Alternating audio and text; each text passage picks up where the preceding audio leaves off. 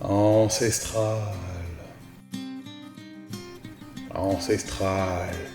Y a quelqu'un? Tu dois chercher sur l'étagère du bas. Sur Dagobah? Non. Tu dois chercher sur l'étagère du bas. Tu me disais aussi...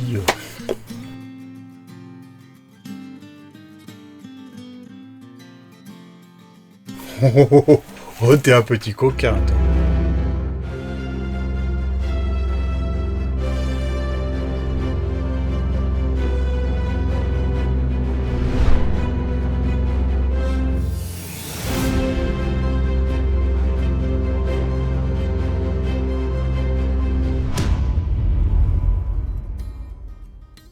Bonjour à tous et bienvenue dans cette nouvelle vidéo d'Ancestral Geek. Alors cette fois-ci, on est en 1988, seulement quelques mois après la sortie de Warhammer. En octobre, pour être précis. Je sors juste du cinéma, je viens d'aller voir Roger Rabbit. Tout va bien. Non, il me faut remonter un peu plus loin. Le jeu de rôle, comme son nom ne l'indique pas d'ailleurs, est un jeu qui se joue à plusieurs. Oh, sinon, c'est du livre dont on est le héros. Oui. Je vous ai promis qu'on en reparlerait, mais on ne peut pas tout faire en même temps. Pour pouvoir jouer, il me faut trouver une bande de baltringues tout aussi foutraque que moi. Et ce n'est pas du tout fréquent. En ça, vous pouvez me croire. Voilà. Donc, pour raconter la suite de l'histoire, j'ai besoin d'introduire un certain nombre de personnages. Voilà.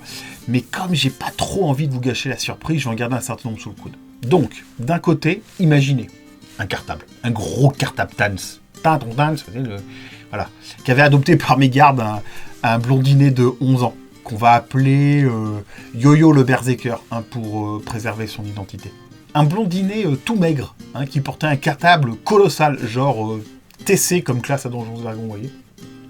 Si bien que finalement, c'était plus rapide de chercher le cartable dans la cour de récréation quand j'ai envie de faire une partie de jeu de rôle ou de Chaos Marauders. Vous connaissez Chaos Marauders?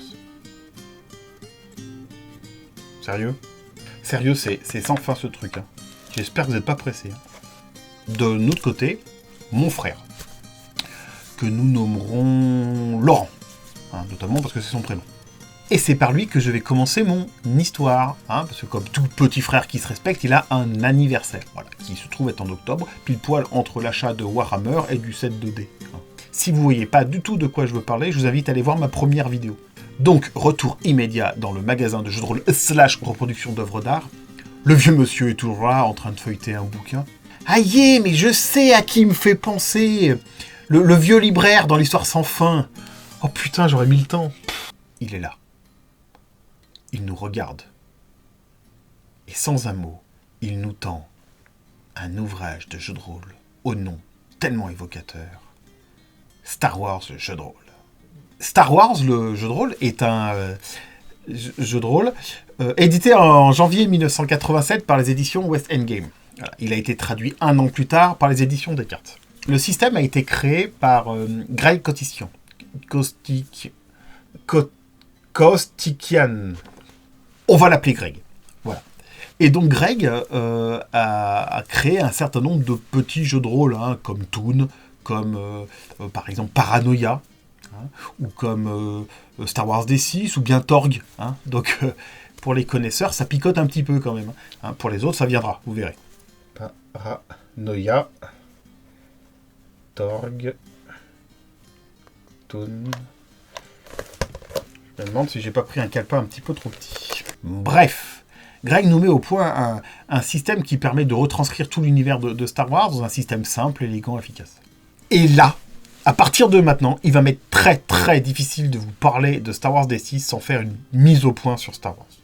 En 1988, Star Wars, ça se résume en 3 choses. Donc l'épisode 4, l'épisode 5 et l'épisode 6. Point barre. Voilà, on se démerde avec ça. Quand je pense qu'il a fallu plus de 10 ans pour que je comprenne pourquoi l'épisode 4. À l'époque, Lucas n'a pas eu le temps de la massacrer, la trilogie, et de revendre le paquet à Mickey. J'assume. Car oui, ces 3 films sont des bijoux du 7e art. Voilà, clairement. Tout le monde connaît. Soit tu adores, soit tu les as pas encore vus. C'est bon, je déconne, j'ai bien le droit de troller un peu de temps en temps. Je vous rappelle qu'on est en 1988 quand même. Donc faire des bruits de vaisseaux spatiaux avec sa bouche dans la cour de récréation, c'est tout sauf cool. Dans mes souvenirs, et je pense que Yo-Yo le Berserker me dédiera pas, les filles regardaient pas trop Star Wars. Ou alors franchement à de rares exceptions près. Mais statistiquement... pourtant, nous, rôlistes geekomaniaques, on était tout à fait pour la mixtification de notre loisir préféré. Hein. La réalité, c'est que les geekettes, elles sont apparues plutôt vers la fin des années 90, quoi. Sûrement parce que l'un d'entre nous avait trouvé le moyen d'en cloner une qui aimait le jeu de rôle, mais c'est un vaste sujet que je vais me garder sous le coude. D'accord ? Et ce que je vous propose, mesdames, c'est de m'envoyer en commentaire ou comme vous voulez par MP, tout ça sur Facebook, la date à laquelle vous avez commencé à faire du jeu de rôle. Comme ça, on pourra en discuter et voir si c'est qu'une vue de l'esprit ou bien on fera une petite vidéo là-dessus histoire de vérifier tout ça. Bref, Star Wars, c'était pour les losers qui savaient pas jouer au football. Revenons à nos moutons. Les seules choses qu'on connaissait à l'époque sur la Force, c'était 2 phrases d'Obi-Wan Kenobi et 4-5 phrases de Yoda. Point barre. La Force est mystérieuse, les Jedi sont légendaires et c'est très bien comme ça. C'est ce mélange de science-fiction et de mysticisme qui a donné toute cette saveur à Star Wars. Hein. Ça, le terrifiant Dark Vador qui à l'époque faisait tout sauf rigoler. Donc la recette d'un bon Star Wars, hein, c'est des personnages truculents, de l'action, de l'action, de l'action, et des vaisseaux spatiaux qui font du bruit dans l'espace. Et c'est marre. Bon, ok, ça se résume pas qu'à ça. Mais c'est le minimum. Retrouver cette ambiance dans un jeu de rôle, c'est pas si simple. Hein. Les vieux joueurs vous le diront. Autant un jeu complexe vous permet de réaliser tous les types d'actions que vous pouvez imaginer, même les plus complexes, mais ça ralentit considérablement le jeu. Un système simple, à contrario, vous permet de réaliser rapidement des actions simples. Il y a une espèce d'opposition entre la fluidité et le réalisme dans le jeu de rôle. Nous y voilà. Greg, j'adore ce mec, met au point un système à base de D6 simple et efficace. Il suffit d'additionner un certain nombre de D6 et le résultat doit dépasser un seuil de difficulté qui a été établi à l'avance. Voilà. Ça peut aller de 5 pour une action extrêmement basique jusqu'à 15, 20, voire 35 pour une action héroïque. On décrit les personnages avec 6 grandes caractéristiques. Hein. Dextérité, savoir, mécanique, perception, vigueur, technique. Qui sont elles-mêmes subdivisées en un certain nombre de compétences décrites avec un nombre de dés. Par exemple, pilotage de vaisseau, 3D plus 2. 3D à 6 faces, plus 2. Plus t'as de dés, plus t'es balèze, point barre. C'est aussi simple que ça. C'est pas génial, ça ? Voilà. Tu choisis un personnage, donc au pif, un contrebandier, rigolard et sexy. Voilà. Tu prends l'archétype qui correspond, et paf, tu joues, tu jettes les dés. Je me rappelle, à Remaster, une fois... j'ai créé un personnage sur 2 séances de 4 heures. Ça a duré 2 fois 4 heures. Ce que je me rappelle pas, c'est avoir joué le personnage. Pour marquer le côté héroïque du jeu, le système prévoit un certain nombre de points de force, hein, qu'on peut utiliser pour améliorer ses actions. Avec parcimonie, hein. D'abord parce qu'on n'en a pas beaucoup, hein, et ensuite parce que si on les utilise pour une action qui n'est pas essentielle à l'histoire, ben on ne les récupère pas. Hein. Voire même pire, parce que si vous faites une action qui est carrément malsaine ou répréhensible, vous pouvez carrément choper des points du côté obscur. T'es pas bien. C'est un système que j'aime assez bien, il fait assez penser au système de points de destin de Warhammer. Et je trouve que ça a toujours permis de marquer le côté héroïque des actions des personnages. Hein. Tout comme Warhammer d'ailleurs, Star Wars D6 s'est fait adjoindre un jeu de plateau qui s'appelle Guerrier des Étoiles. Voilà. Il était censé permettre de jouer de façon beaucoup plus précise les actions de bataille dans l'espace. Hein. Et tout comme Warhammer, les gens qui jouaient au jeu de rôle ne jouaient pas du tout à Guerrier des Étoiles. Moi perso, je vois pas l'intérêt. J'ai toujours trouvé que les batailles dans l'espace c'était l'occasion de balancer sa phrase fétiche, hein, la citation. Je sais pas moi, vole l'air décontracté. Non ? C'est une des petites trouvailles de la feuille de personnage. Aussi caractéristique de base, ça additionne 3 compétences de la force. Hein. Alors, le jeu bride un peu de ce côté-là. Hein. Je vous cache pas qu'il faudrait pas non plus qu'un des personnages devienne plus puissant que lui qu'au bout de 5 minutes, quoi. Petite parenthèse à ce propos, pour les gens qui trouvent que Luke est pas terrible, il a quand même projeté son esprit à l'autre bout de l'univers pour enfumer un site, hein, pour permettre aux rebelles de s'échapper. Qui fait ça de nos jours, je vous le demande. Je dis ça, je dis rien. Avec le système de points de côté obscur qui vient s'additionner aux compétences de la force, les méchants deviennent terrifiants, voire même aberrants. Si on applique le système de Star Wars D6 à Dark Vador, il devient carrément imbattable pour un Jedi, même pour Yoda. Démonstration. À chaque fois qu'il a tué quelqu'un avec la Force, il a chopé un point du côté obscur. Donc depuis 20 ans, fin de la première trilogie, admettons, il est tué un mec un jour sur deux, plus 15 jours de RTT, on part sur une base de 3200 meurtres, donc 3200 points du côté obscur.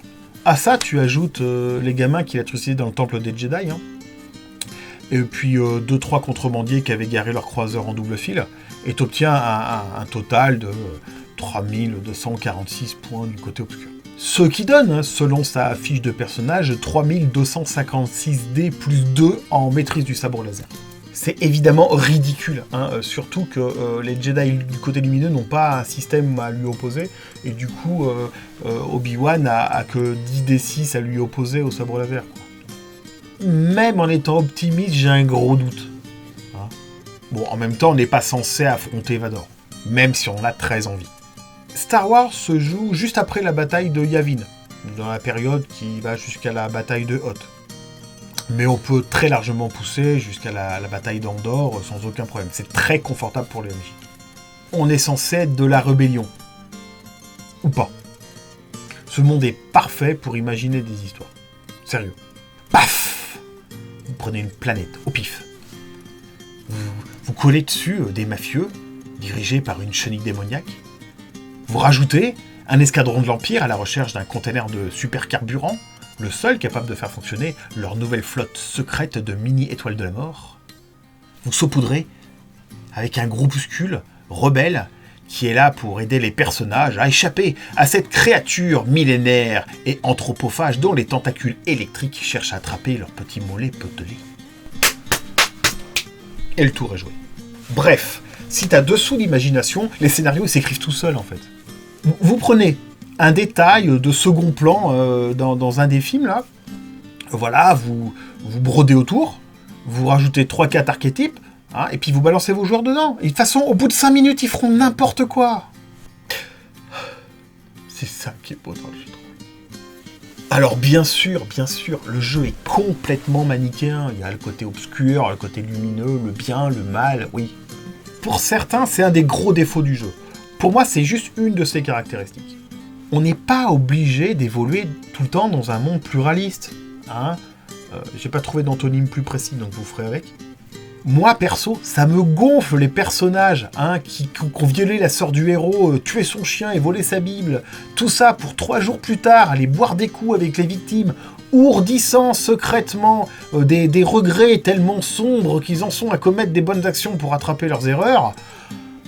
Franchement, moi je trouve ça abusé quand dans une série avec des zombies par exemple, il y a un personnage qui a trucidé la moitié des personnages principaux pour 2 saisons plus tard faire copain-copain avec les rescapés. Bref, si vous aimez pas du tout les mondes manichéens, passez votre chemin.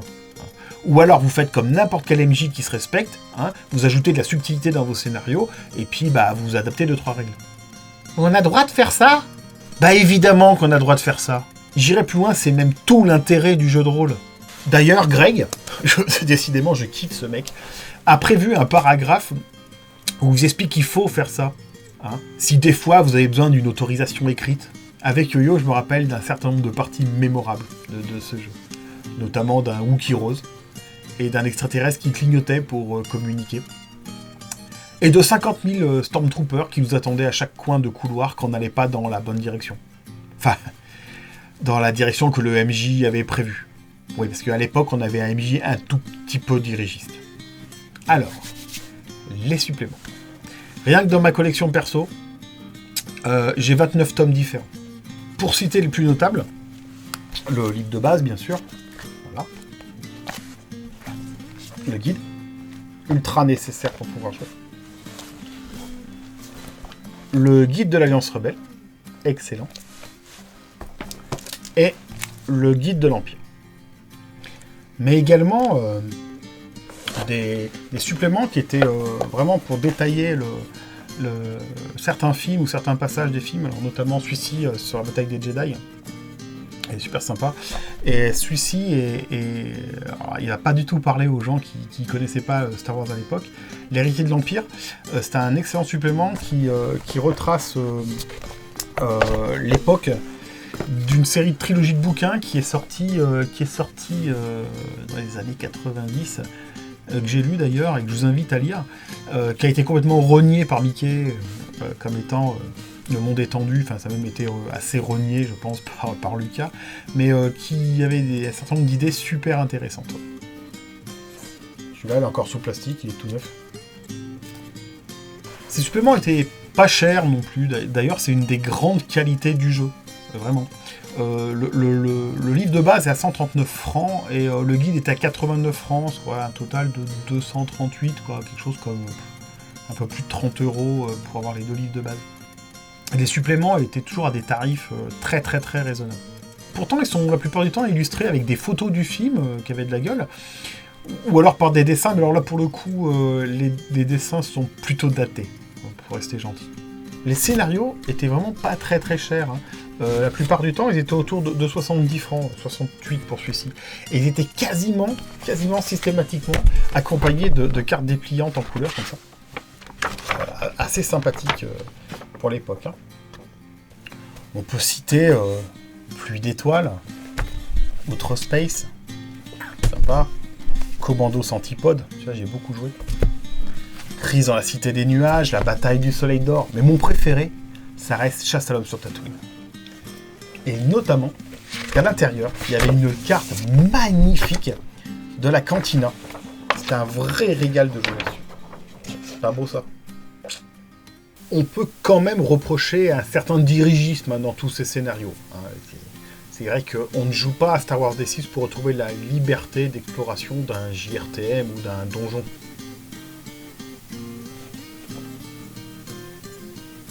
Comme vous l'avez compris, c'est vraiment un de mes jeux de cœur, quoi. Un de mes jeux préférés. Et à l'époque, avec Yo Berserker et Wookie, notre MJ, on a joué des heures en réalité. Pas très longtemps, je dirais 5-6 mois, mais comme je vous le rappelle, on jouait tous les midis au club de jeux de rôle pendant 2 heures, si bien que ça finit par représenter plus de 200 heures de jeu, ce qui est colossal, quoi. On en a blasté des commandos de l'Empire, mais un truc violent, quoi. Mais toutes les bonnes choses ont une fin, et comme vous le saviez, c'était le jeu de mon frère, et vous savez comment on est quand on a cet âge-là, j'avais envie d'autres horizons, d'aller voir autre chose. J'ai rendu Star Wars à mon frère, et j'ai commencé à m'intéresser à un jeu de rôle complètement loufoque, Paranoia, que masterisait un MJ complètement barré à l'époque, à croire que le jeu avait été fait pour lui. Il rendait le monde de Paranoia crédible, je vous laisse imaginer. Et un deuxième jeu beaucoup plus sombre, qui m'intéressait beaucoup parce que c'était l'adaptation d'un livre que Yo-Yo m'avait prêté quelques mois auparavant, qui narrait les aventures d'Elric.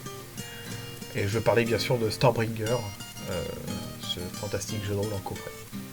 Mais ça, c'est une autre histoire. Bien, alors j'espère que cette vidéo vous a plu. J'espère qu'il y en aura plein d'autres, mais comme c'est le tout début de la chaîne, il est fondamental que vous partagiez sur les réseaux sociaux, que vous cliquiez sur la cloche, que vous abonniez, que vous en parliez autour de vous, notamment vous, les petits rôlistes. Voilà. Et puis si jamais vous avez envie de jouer ça au dé, ce que vous faites, c'est que vous jetez 6d6 plus 2, et si jamais vous faites moins de 5, vous le faites pas. Voilà.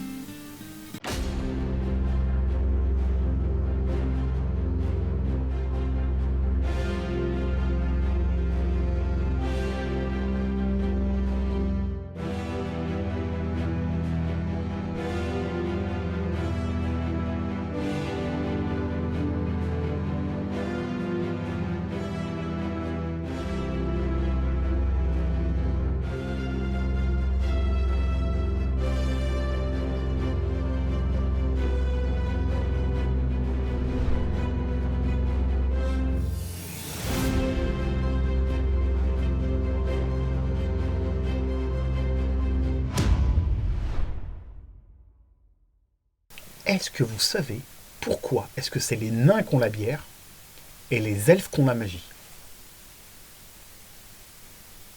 Hein?